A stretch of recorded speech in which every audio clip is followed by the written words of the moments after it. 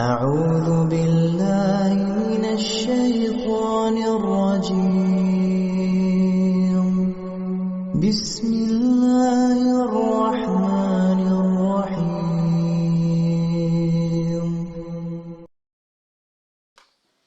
بسم اللہ الرحمن الرحیم۔ استخارہ کرنے کے بارے میں پوچھا جاتا ہے کہ کس کس کام کے لیے استخارہ کیا جاتا ہے، خود کرنا چاہیے، کسی سے کروانا چاہیے۔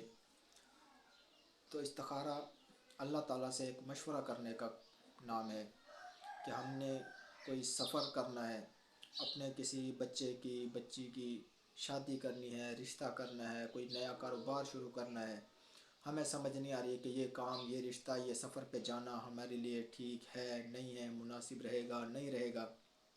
تو اس کے لیے اللہ تعالیٰ نے استخارہ کا حکم دیا ہے۔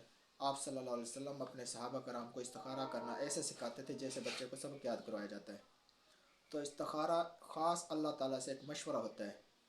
ہم اپنے عزیز و اقارب سے مشورہ کرتے ہیں، اس کے اندر شک ہو سکتا ہے کہ کس نے ہمیں مشورہ ٹھیک دیا ہے یا نہیں دیا، لیکن جب ہم اللہ تعالیٰ سے استخارہ کرتے ہیں تو ہم کسی قسم کا شک و شبہ میں نہیں رہ سکتے کہ ہمیں استخارہ کیونکہ رہنمائی کا درس دیتا ہے اللہ تعالیٰ کی طرف سے، اگر رائے مل جاتی ہے، ہمیں مدد ملتی ہے، ہمیں پتہ چل جاتا ہے کہ یہ کام ہمارے لیے ٹھیک ہے یا نہیں ہے۔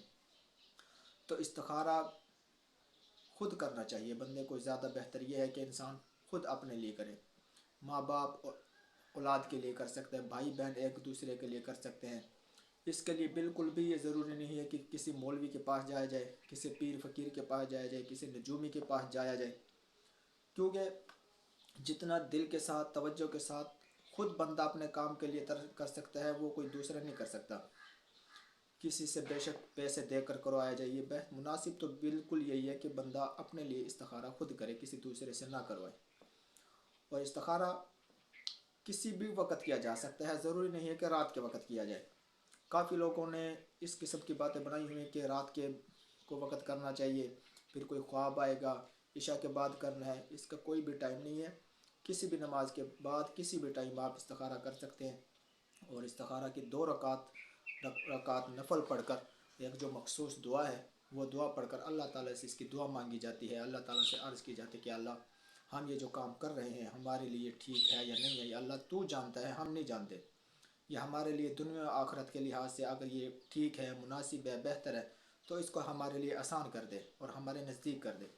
اور اگر یہ دنیا و آخرت کے لحاظ سے ہمارے لیے ٹھیک نہیں ہے تو ہم کو اس سے اور اس کو ہم سے دور کر دے۔ استخارہ کی دعا کے اندر بھی یہی دعا مانگی جاتی ہے۔ تو ہم یہ مشورہ اللہ تعالیٰ سے کرتے ہیں اور اللہ تعالیٰ ہمیں رائے عطا کر دیتے ہیں۔ اور اس کے لیے کوئی ضروری نہیں ہوتا کہ ہمیں کوئی خواب نظر آئے گا، ہو سکتا ہے خواب نظر آ جائے لیکن ضروری نہیں ہے۔ اللہ تعالیٰ دل کے اندر یہ خیال ڈال دیتے ہیں کہ ہمارا دل پھر اس بات پر مطمئن ہونے لگتا ہے، دل میں یہ مان لیتا ہے بات، کہ ہمارے دل میں خود خیال آنے لگتا ہے کہ یہ کام میرے لیے ٹھیک ہے۔ تو اللہ تعالیٰ دل میں بات ڈال دیتے ہیں، خواب آنا یا کوئی ایسا ویسا کوئی ظاہر ہونا ضروری نہیں ہے۔